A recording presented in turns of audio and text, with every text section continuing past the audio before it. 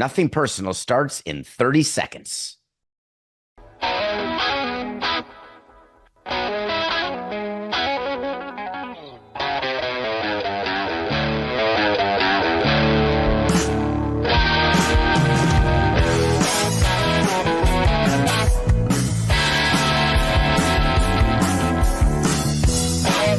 It's just business. This is Nothing Personal.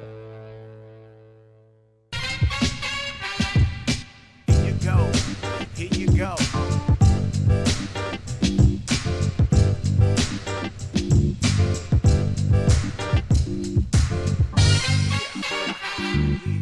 Yogi berra.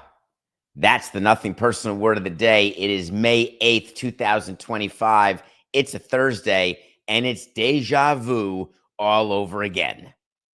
Today's episode is brought to you by DraftKings. DraftKings, the crown is yours. It is not often that you watch a game where your team on the road is down by 20 points, 75-55, and they crawl all the way back to win 108-105 to take a 1-0 series lead at the Boston Garden. As a New York Knicks team, you go into game 2 saying, we want to get greedy. We want to get the second game, but we came here for a split, so we will not be despondent, but we are going to try and see if we can match the effort that we showed in game 1, and as a result, see if the Celtics can match the lack of skill and unbelievable brick lane that they did in game 1.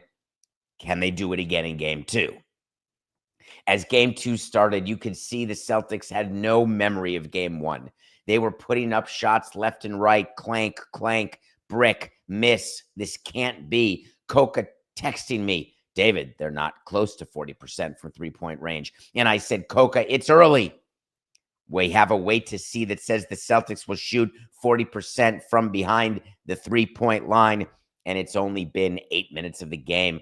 Relax. Brick, clank. Celtics are building a lead, though. So the Celtics are finding a way to win a game because the Knicks can't shoot either. When you're trying to win a game on the road and you're missing key shots, the thought is that you are missing any opportunity to win the game by any measure. And wouldn't you know it, we get to the point in the game where, again, the Knicks are down 73-53. It's exact. Yogi Berra looking down, and saying, that's funny and unintentional. Yogi Berra looking down and saying, this can't be happening again. The Knicks are down 20. They're going to lose by 40. It's garbage time. Until the Celtics in the fourth quarter couldn't score. They went 8 minutes without a basket. In the NBA, I don't care if you're playing the New York Knicks or you're playing the Washington Wizards. If you go 8 minutes without scoring, the odds are whatever lead you had is not going to survive that. The first points the Celtics scored were on a dunk with about 18 seconds left by Jason Tatum, which gave the Celtics actually a lead after the Knicks had taken the lead and come all the way back. Yada, yada, yada. The Knicks won the game 91-90 in a throwback to yesteryear, where watching the NBA meant watching physical play, meant watching defensive battles, where the commissioner of the NBA said, I think we ought to make some changes because our fans don't enjoy these 94-90 Knick victories over the Pacers in Game 7s, at which I said, it's the opposite. I am more than happy to watch a 91-90 game. But my recollection of my 91-90 games during the height of my fandom was not that it was these number of bricks, and it may be my memory playing tricks on me.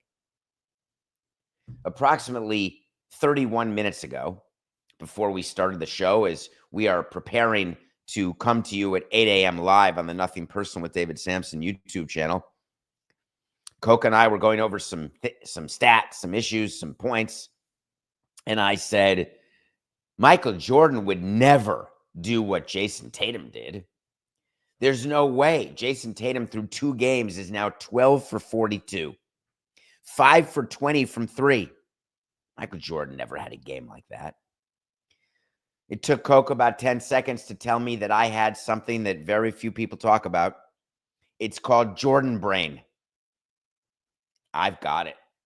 I have such knee-jerk reaction to Jordan's greatness because of the number of times that he beat my team, that he put a stake through my heart of fandom, that to me, Michael Jordan couldn't have had a bad game until he tells me in 1997 he had a game where he shot 9 for 30 and 0 for 8 from behind the arc.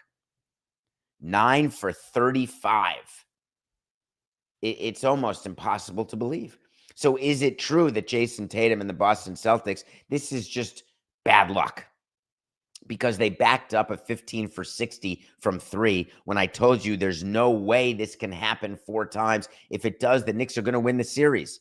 But there's no way the Celtics shoot this way for 4 games. Now what I have to say, there is no way the Celtics shoot this way 2 more times out of the next 5 games. It can't be. They are 25 for 100 from 3. 25% sounds unacceptable. Sounds as though you can't win a game like that. I would like to give you 2 numbers right now for you to ponder as you're thinking about the beloved Knicks and the hated Celtics. The Knicks shot 9 for 31 from 3. The reason we don't talk about it is that the Knicks won the game. So what's there to talk about? 29%. The Celtics shot 25%. They just shoot so many more, we think. Well, the Celtics shot 40, the Knicks shot 31. Is that a huge difference? The Celtics shot 36% from the field. The Knicks shot 43% from the field. And you get a 1-point victory with the Mikal Bridges defensive play at the end, exactly like in Game 1 when he took the ball from Jaylen Brown in overtime. In Game 2, he comes over from the weak side and basically strips the ball, steals the ball, sort of a block from Jason Tatum in what would have to only be described as a breakdown of a play. I wonder when NBA general managers and coaches are going to realize it's time to actually have plays instead of having everyone stand outside the three-point line, have one person dribble the ball up the court, try to get through the defense, and then swing it for a shot. An actual play that involves an easy hoop, since it turns out the Celtics didn't need a 3 at the end of the game, but they've atrophied in terms of how to get 2s because they rely so much on the 3. But they also made 3s in historic numbers during the course of this season, so you can excuse them for not thinking that, oh, this can't happen again. This whole deja vu thing is a yogiism. Well, guess what? Not only is it not, but it puts the Knicks in position where they have an 85% chance, a little tiny bit more than 85% chance to win this series, to eliminate the Celtics from the playoffs. Jaylen Brown and Jason Tatum have some serious work to do as they head to New York.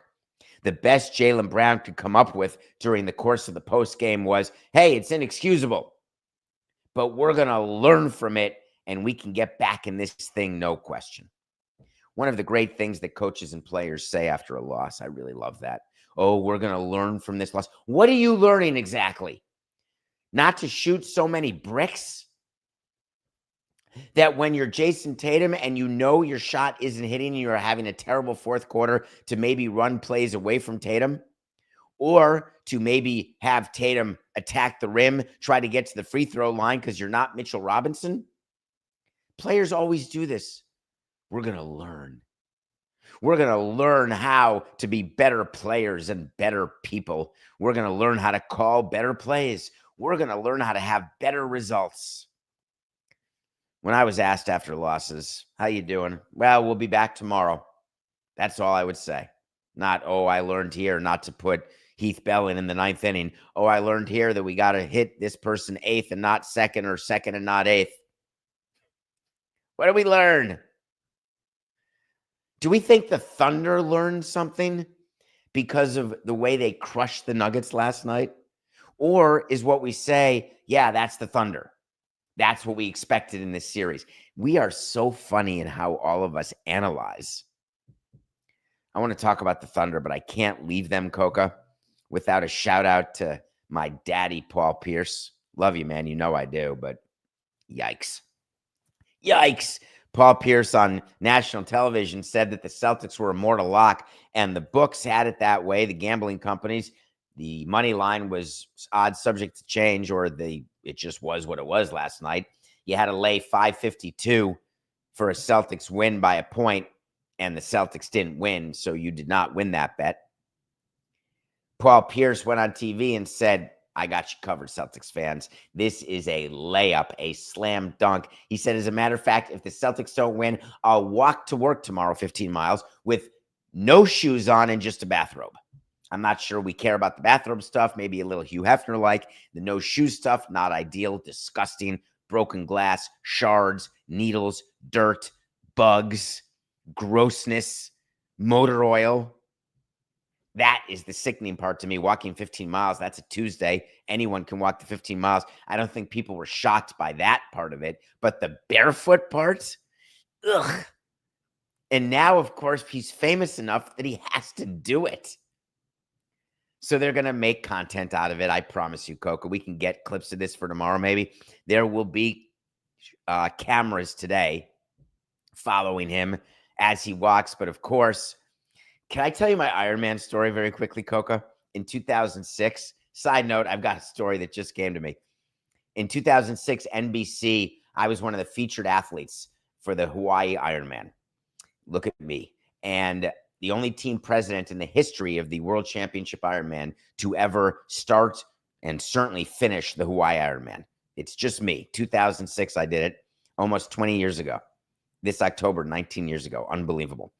And NBC does a Ford Ironman recap, and it was hosted by Al Troutwig, and cameras would follow me as I was doing the bike and then the run. And the way it works on the bike is a moped. You'd hear the moped coming up, and you'd hear the helicopter over you, and you know, all right, they're filming me now. On the run, it would be the same thing. These cameramen, I don't know how they did it over 15 hours. They're on mopeds. On the back, there's a driver, and they've got a camera. And the way I would do it is that it was for the camera. So when I knew the camera was coming, I would, bike a little harder, or I'd look like I was exasperated, or I'd say something funny. And on the marathon part, because an Ironman is when you swim 2.4 miles and then you bike 112 miles and then you run a marathon. It's totally insane. It took me over 15 and a half hours to do it. But Coco, when the camera was on, I acted like, oh, I've got this. And then when they'd leave to go to the next featured runner, I would sort of pull over to the side and vomit. And I have no idea why that story just came into my head. What were we talking about? Oh, Paul Pierce walking. So my thought is what Paul Pierce is going to do is he'll be barefoot in a robe when the cameras are there. And then he'll have a sort of a car waiting. He'll drive 8 miles and then get out, and the cameras will be there, and they'll set it up, and he'll be back with his bare feet, which is why what I want proof of is the bottom of his feet when he gets to work. I want to see cuts. I want to see blood. I want to see grime, dirt, and I want to see him have to get a tetanus shot. All right, let's go back to the Thunder. The Thunder learned a lot. SGA said we knew what was at stake tonight. That's true because home teams are not winning in the second round. And the Knicks went up 2-0. The Pacers went up 2-0. The Warriors can go up 2-0 tonight. And the Nuggets had a chance to go up 2-0 last night, which is obviously absurd, given that there's never been a year in the playoffs where the road team wins game one, where all the 4 series of the second round are won by the road team, ever. Game 2, it can't be. Indiana comes back to beat Cleveland in an unbelievable way to go up 2-0. You're like, all right, the Celtics are a lock. Then the Celtics lose to the Knicks. So there's another 2-0 series, insanely so. And you're like, all right, that's it. So Oklahoma City comes out and it's over almost from the opening tip. And that's pretty much how it went. I would say that when you score 149 points, or another way to look at it is the Oklahoma City Thunder scored 87.5, which was damn close to the final score of the Knicks Celtic game. You just know you're done, and that's it. And so here's my view of Oklahoma City and what we look at after a game like that. because we're all very funny in the media and you're all funny with your friends. It's all such poppycock. But you say, yeah, that's what we expected. That's where we knew that was going to happen. Except we say that all the time, and so often what we expect to happen doesn't happen. So then when it does happen, we get to take the victory lap of, oh, look, I know my basketball. It made no sense that OKC would be in a position to lose game one, and then they did, but it's an anomaly. I assume Nikola Jokic was mighty upset about last night's game. He basically said it was one team playing tonight. He called out his team. When you win game one on the road and get blown out game two, it's very important that the message to your team at the end and that the message you bring out to the fans through the media is disappointment with the result of game two, but satisfaction with the result of the split of the first two games on the road. You have to make sure the team understands before the game you need the sweep, the mini sweep on the road. When you lose game two at home, what you have to make your team understand is we're good. We're going back to the Mile High. We are in position where we have earned home court. Oklahoma City spent all season long winning 68 games just to have home court, which turns out to be mighty meaningless so far this postseason. But 68 games they won, they had it, and we took it away in 48 hours in Oklahoma City. That's a hugely positive thing for Denver. As we think about what is happening in basketball, and we have these games that are 91-90, 94-90 back in the 80s and 90s, there was a team that played around that time, Coca, and it was the Denver Nuggets, and they were a team that would score, ironically, this same Denver Nuggets team, just I don't think any of the players were alive. I would assume none of them were alive, where the Denver Nuggets were scoring, in the 130s and 140s. I'm thinking Paul Westhead was the coach, but it doesn't matter where my memory is. It just means to say that in any era of basketball, there are teams that have the ability to play outside of that era. We are not in the era of 91-90 games. That is the Knicks and Boston playing outside the era, which Oklahoma City is firmly entrenched in, where they are an offensive machine. We have always encouraged our managers and our general managers, and even as a team president, to stand up for our team, to be in touch with the league office over issues. It was always important if we had a missed call that we would speak to Joe Torre, who was running on-field operations, or Jimmy Lee Solomon, shout out to him, whoever it was at the time. You are picking up the phone and you are saying that's the wrong call. The umpire cost us the game. What are you going to do? We're going to protest. Should we protest? We might protest. We are sending in clips into the league of inconsistencies that the umpires have when calling games. Now it's done automatically because the umpires are analyzed in different ways than when I first started. But it is very common to involve the league to try to address things that ail you. What is interesting is that in this day and age, there are coaches who are going so old school. The series that continues tonight between the Warriors and the Timberwolves is an interesting one because Steph Curry is out with a grade 1 hamstring strain, which just means, by the way, when they say it's a strain, it's a tear. Grade 1 means it's a tiny little tear. It's not off the bone. Everything's okay, but you don't get to play the next day. You don't get to play the next week. They've announced that Steph Curry is day-to-day, looking like a rumor, according, I think, to Shams, I assume, though when Tuesday follows Monday, I say that's according to Shams, that he could miss a week. My experience with hamstrings, with our players, a week would be a gift from heaven. I think the odds are far more likely it's more than a week, even a grade 1 strain. But without violating HIPAA considerations and doing reckless speculation, which I don't need to do, the fact is Steph Curry is not available for tonight's game 2, and it's a obvious must-win for the Timberwolves. So the line, which is subject to change, has moved with Steph not playing. There were reports that it was up to a 5-point difference Steph makes.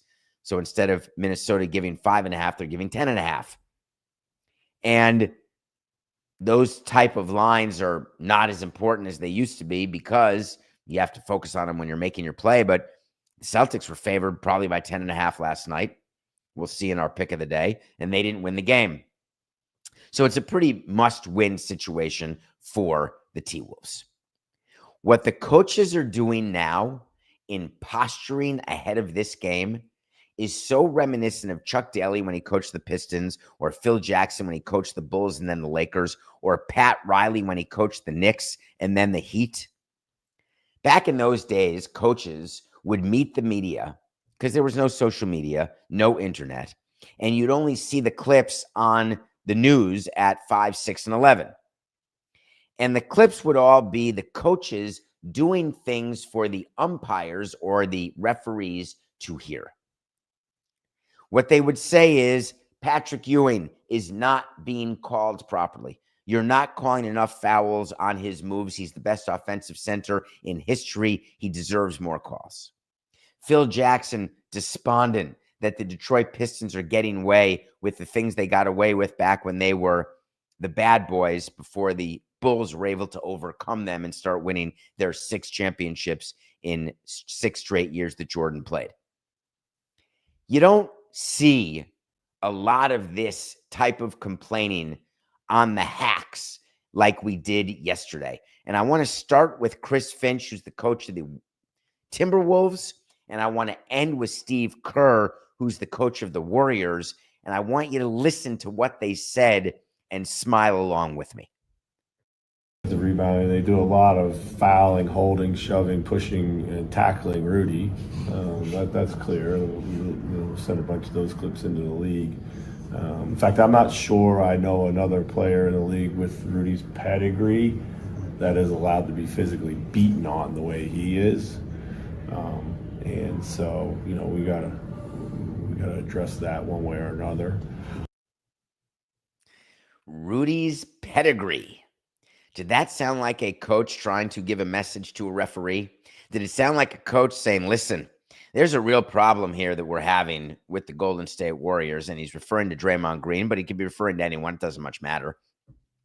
What he's trying to do is get the league to pay attention to the trend and then meet with the referees before the game and say, look for this. Because when referees are assigned to a game or umpires are assigned to a game, they're always met with by the league. They're often met with, believe it or not, by executives on the other teams, on the teams that are playing. And they're given sort of an idea, hey, let's make sure we pay attention to Rudy Gobert in the paint. Let's make sure we pay attention to off-ball elbowing, where there's jostling going on under the rim on the weak side. Let's make sure we remember that there was a fight between X and Y 2 years ago, and now they're against each other again. Let's watch out for that. You get a list. There's a list of issues, much like the list of records that could be broken that particular game, or a list of things that are going on that particular game. The umpires and referees are aware of it all. Whether they remember at the time during the game is a different story, but they're aware of it all.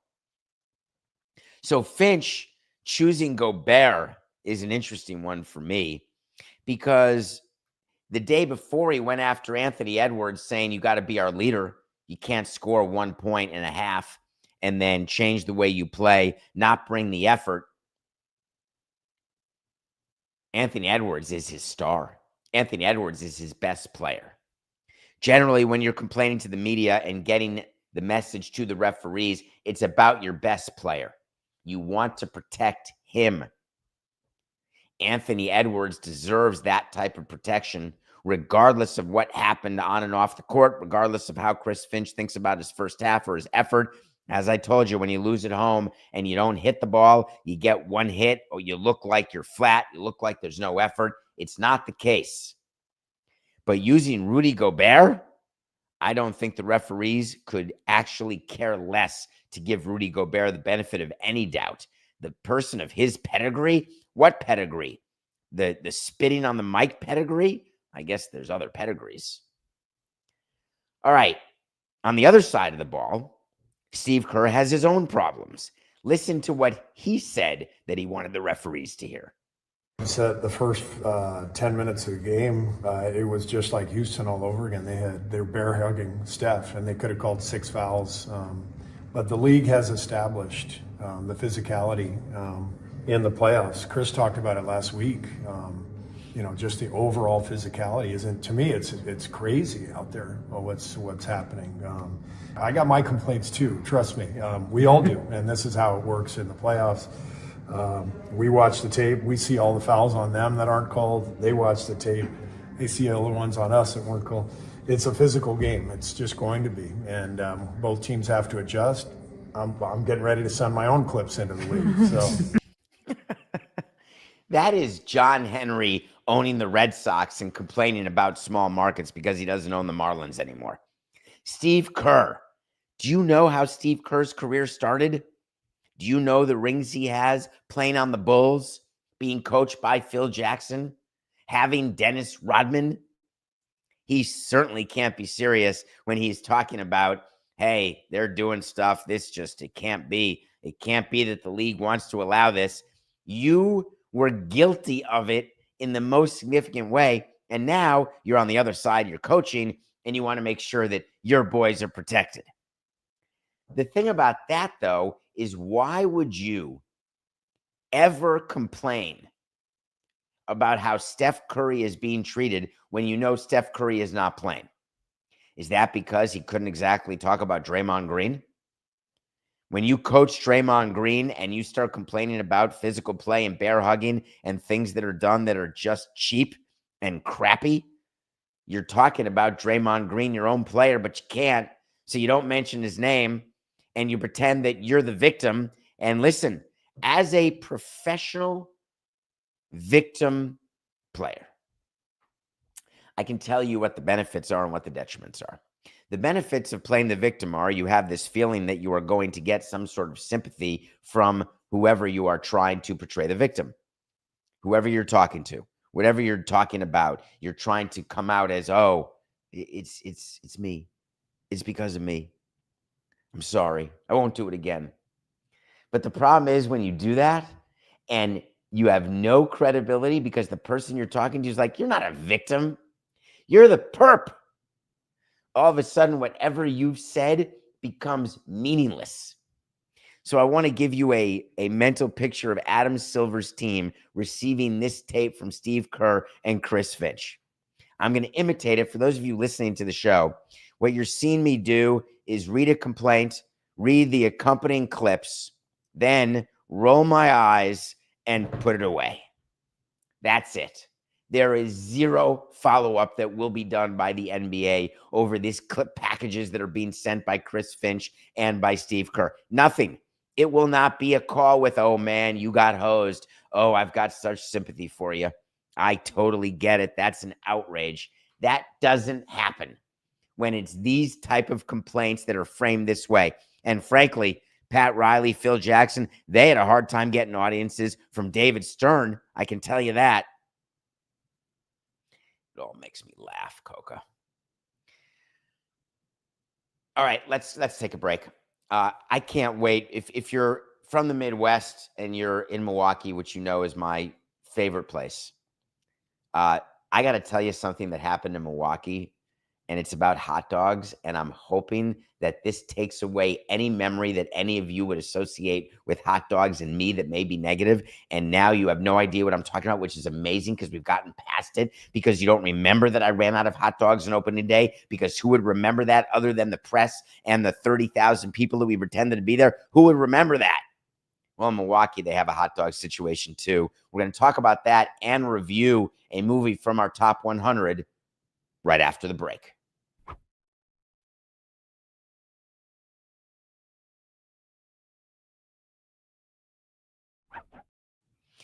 Welcome back to Nothing Personal. Thank you very much for downloading, subscribing, telling your friends about us, for hitting subscribe on the YouTube channel. That's a thing. It used to be we needed you to leave a review. That's less of a thing. Remember when we first started, Coca? Please rate and review. I mean, it's still cool to get reviews. Thank you. Don't mind the rating. Fine, but it's about listening. It's about loving. It's about growing your addiction as I grow mine. Go to davidsamsonpodcast.com. Please, right now, check it out. Check out merch if you want, and you can wear a horse hockey t-shirt because they're funny. Or you can go to our tracking document, which has every word of the day, every pick of the day, every movie we've ever reviewed. And there's a tab, if you know how to work with tabs, which my non-octogenarian people do. You can see our top 100 movies. And on Thursdays, we will review a top 100 movie every Thursday until we're done. Today, I get to review my number 52 movie called The Illusionist. The Illusionist with Paul Giamatti, Jessica Biel, Rufus Sewell. The Illusionist is about the love that two kids have for each other, forbidden love, the old rich versus poor, the old I being torn away from you by my parents and your parents because we're not allowed to be together, but don't you worry, I'll be back. No matter what I have to do, I will be back. Edward Norton then spends the entire balance of his childhood and young adulthood figuring out a plan where he can get back to Jessica Biel, the love of his life. It makes you feel special and warm to think, that's the relationship I want. I want all of the feelings that you get as a teenager when you love someone and then you reconnect as an adult and you realize, oh my God, I'm totally different. She's totally different. I love what we were. I'm sort of pretending what we were is what we are, but all of a sudden we're building something that we are that's different than what we were. And now I'm wondering if we can always be what we dreamt we will be. It's very confusing. It's like the stories of people who went to high school together and they meet again when they're 60 and they fall in love. Long lost. Anyway, The Illusionist came out. Sorry, I just got distracted by something, Coca. I just had a moment. I took you down a lane that was full of wisterianness. The Illusionist came out right around the time of The Prestige, and I was alone here, Coca. I thought The Illusionist was better than The Prestige. I loved The Prestige with Christian Bale and Michael Caine. Loved it, but The Illusionist to me was always better. Please, I didn't spoil it for you. Just watch it. And know that sometimes a locket can be more than just a locket. All right, Coca, we have a fan who does random number generating for us and allows us to review all of our movies. Hit the random number generator. Should we have music for that? Can you do music for that, Coca? Is there like a button of music that can represent us hitting this random number generator? No? All right. Can we work on that maybe for June 2nd? A little extra music? Maybe a little dun dun dun dun dun dun dun dun dun dun dun dun dun. Dead Poets Society. That's Coca, you have no idea what I was reviewing tomorrow, do you? Wait, I did tell you I was reviewing the Penguin Lessons, which is sort of like Dead Poets Society in a couple ways. All right, Dead Poets Society. It's in my top 10. I get to review that next Thursday. Yes. That means I get to watch it again. Watched it so many times. That movie hits home to me. Oh, Captain, my Captain. Front offices of baseball teams spend months coming up with marketing promotions and sales promotions. They present it to the VP of their department, who then presents it to the CFO and the team president, and then it gets approved. The owner gets told about it, and then it gets enacted. Whatever the promotions may be, it can be a BOGO, buy one, get one free. It could be some sort of discount in certain areas of the seating bowl. It can be the special dollar dog days where for a whole game, you only spend $1 on a hot dog. It can be the special 5 for $55. We've all seen that. 5 tickets, $55. It comes with 5 Cokes, 5 dogs, 5 beers, 5 things of popcorn. There's nothing more profitable at a baseball game for us than beer and popcorn. If you saw how the popcorn got brought into the stadium, I'm not sure you'd eat it, but let's just say it comes in very big garbage bags. No, you don't. kernel it right there at the concession stand. I see it happen. I see those little machines. All right. Keep telling yourself that. The Brewers did something that I can only imagine started in their marketing department, and they said, we've got the perfect idea here. Let's start a hot dog club. A hot dog club is when you get together with fans and you say, we have a plan for you. It's good. Just join our club for $60, and here's what you're going to get. You're going to get a hat, but you get a free hot dog anytime you come to American Family Field. Anytime. What an amazing deal. So here's the math. If your hot dog costs $10, and I'm just making up a number just so we're all clear. $10 for a hot dog, you go to 7 games, and you buy a hot dog each game, you've spent $70. If you go to 6 games and you get a hot dog each game, not that many games, you're going to spend $60 on hot dogs. If you spend $60 to join the hot dog club, after your 6th game, the hot dogs are truly on the house. That was the theory behind the hot dog club. And I get it. But they had a small problem. Excuse me, I'm sorry about that. I couldn't get to the mute button fast enough. It happens. We're live. The small problem with the hot dog club is that what people expected is they were going to be getting free hot dogs, et cetera, et cetera. And there was a guy who got a bill, and the bill was for the sales tax on the hot dog. I want to make sure that we're very clear how this works, because I've spoken to you many, many times about how free things work.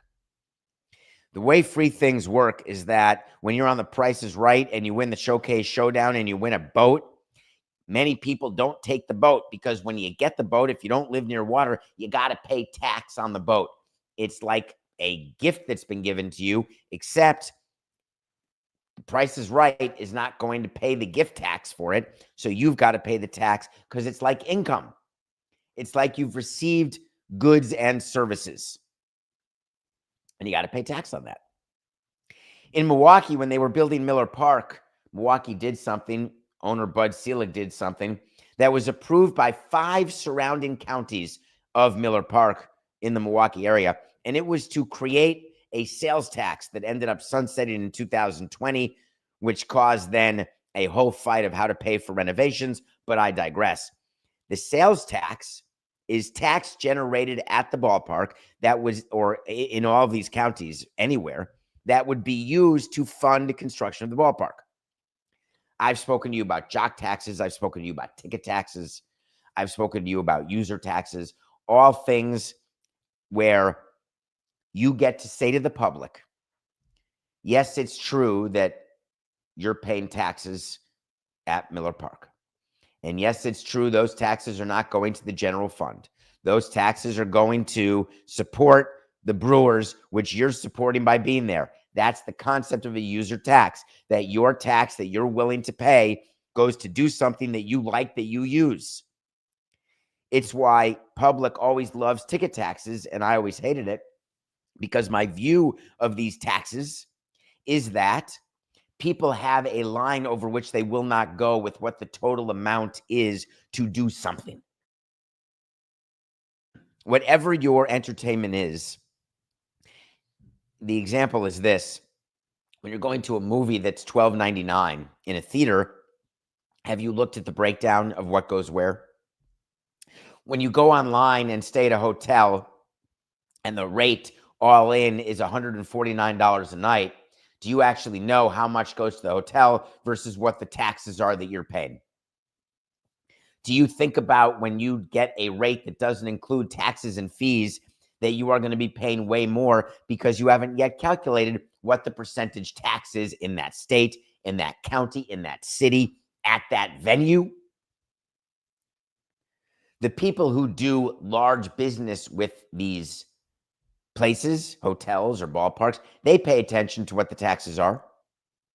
They pay attention to what the overall room rates are when you're doing multiple rooms. Sometimes you may not. The thing about this Brewers situation is that what they ended up doing to a guy, one of the only 600 people who took advantage of this hot dog club, who goes to about 40 to 60 games. So therefore, you can imagine there were a whole lot of free hot dogs. In his mind, he paid $60. He goes to 60 games. If he has a hot dog every game, this guy's getting a great deal.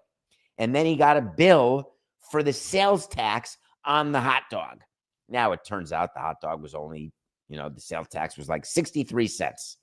But he was taken aback, and he took to social media, and he said, hey, this isn't free. I'm paying taxes on it. And I laughed my kishkas off. When people think free today, and now he's 33, he's a millennial, I assume, the view is free means free. People who are a little more seasoned, have a little more gray, say, oh, free's never free. There is no such thing as a free lunch. It's an expression we use often, except people don't truly understand what it means. In the context of getting goods and services, no free lunch means you got to do something in return. Why would the Brewers, when they came up with this promotion, and they're blaming a clerical error? I'm not. It's not a clerical error that sales tax was being charged.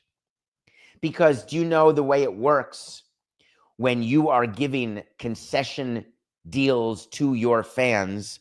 You, the team, are paying for them. When a concessionaire has contracted with you to do your concessions and they expect to make $2 per hot dog, and you only bring in $1 of revenue from a paying fan, guess what the concessionaire gets from that $1 hot dog? You guessed it, $2. The concessionaire will always be made whole. If the team expects to get $2 from that hot dog as well, and you're only getting $1 from that hot dog, the team is losing its $2 and giving $1 to the concessionaire to make it whole, which means you're down $3 for every hot dog.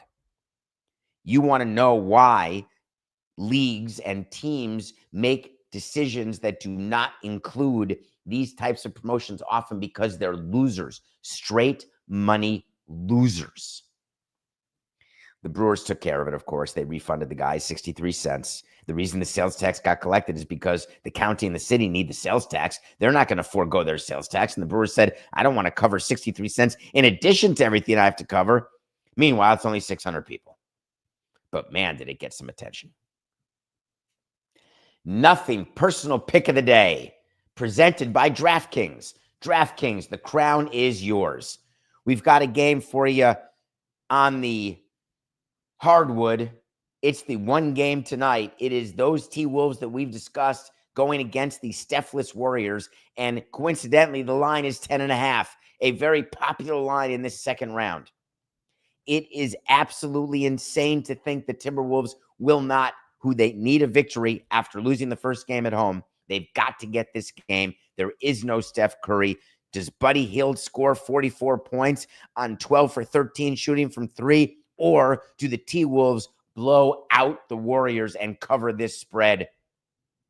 The nothing personal pick of the day is the T-Wolves giving the 10.5 to the Warriors in what will become a laugher. There's a game in baseball that interests me today. It is Luzardo and the Phillies going against the Rays. Luzardo and the Phillies, he has been an absolute phenomenal trade acquisition from the Miami Marlins. He is someone who I could argue is taking over the 2-hole, maybe the 3-hole in the Phillies rotation. At minus 142 odds, subject to change, I was surprised that we get that sort of value with Luzardo in this game, given though obviously the Rays are a good team. But this matchup, the Rays will be absolutely flummoxed by Luzardo's stuff. So look for Luzardo to crush. So our nothing personal pick of the day, as presented by DraftKings. DraftKings, the crown is yours. Luzardo and the Phillies minus 142 over the Rays, and T-Wolves minus 10.5 over the Warriors. Last night we split. We had the Celtics 10.5 over the Knicks at 73-53. I was in like Flynn. I was already counting my winnings. That didn't work out. Then we had Fried and the Yankees beating the Padres, and the Yankees were getting no hit in the 7th inning. Dylan Cease was shoving it. Remember old Dylan Cease, the great trade acquisition by the San Diego Padres? Well, he had a good game, and then he left the game with forearm cramps. Forearm cramps. You know what that means? Very, very bad. You don't get a forearm cramp without some sort of forearm inflammation. You rarely get forearm inflammation with some sort of elbow implication, and you rarely get elbow implication without some sort of injured list stay. That said, he said he was great. I don't know about you. When I'm dehydrated and I get cramps, they ain't in my forearm. They're more in my gut or my calf or my quad or my side, the old side stitch. The forearm dehydration cramp? Not sure what that's about. The Yankees ended up coming back to win. Max Fried pitched a gem. Boy, oh boy, they've got to be happy. Although I think they'd still take Juan Soto over all these guys. But Devin Williams gets out of a 10th inning jam with the ghost runner, doing a Devin Williams decent appearance with 3 strikeouts, a walk, a hit by pitch. Just your normal, ordinary Devin Williams start. Then on top of that, Max Fried, who hasn't allowed a run since April 15th.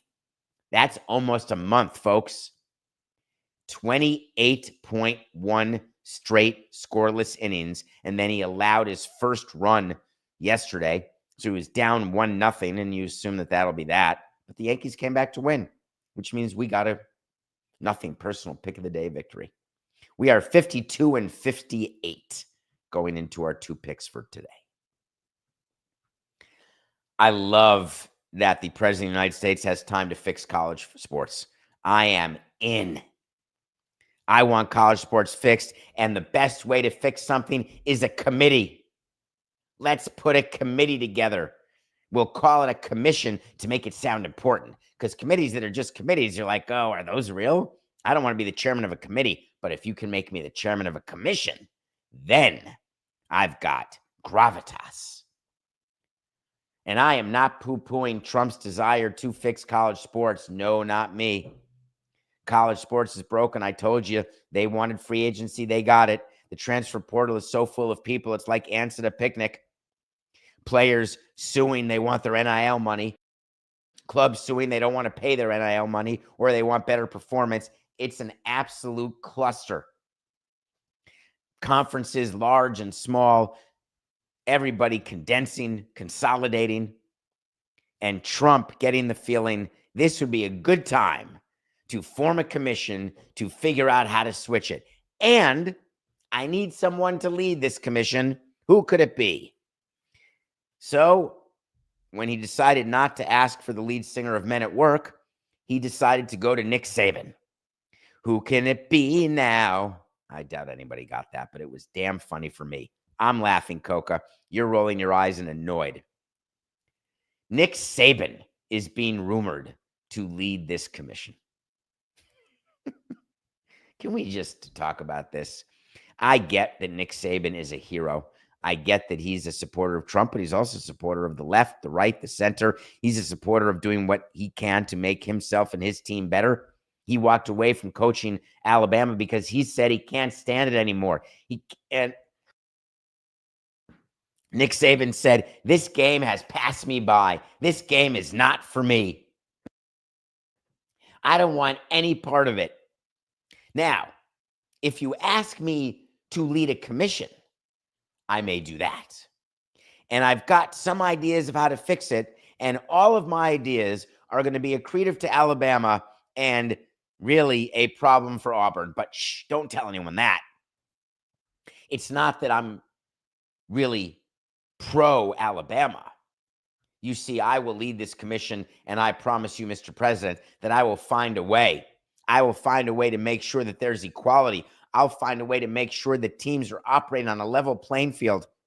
I'll find a way where there's no way that a 50th ranked team that no one's ever heard of is going to get any sort of disadvantage over a team like an Alabama. And all I kept thinking to myself is, wait a minute, that's not what Nick Saban's going to do. This commission is going to do what often commissions do when they're commissioned by the U.S. They are there to forward the agenda of the person who formed the commission. It happens in sports. We form commissions all the time, committees, commissions, and we want them. It's like Samson and Coca. We hire ourselves to give the result we want. What do you think the result is that the president and Nick Saban want? Just out of curiosity, would there be an advantage to the power conferences? I can't imagine that would be the result. Why would you want that when you're saying, no, we want equality, but what you're meaning is that you want to make sure that when you're doing business as Alabama, you're able to outmaneuver anybody.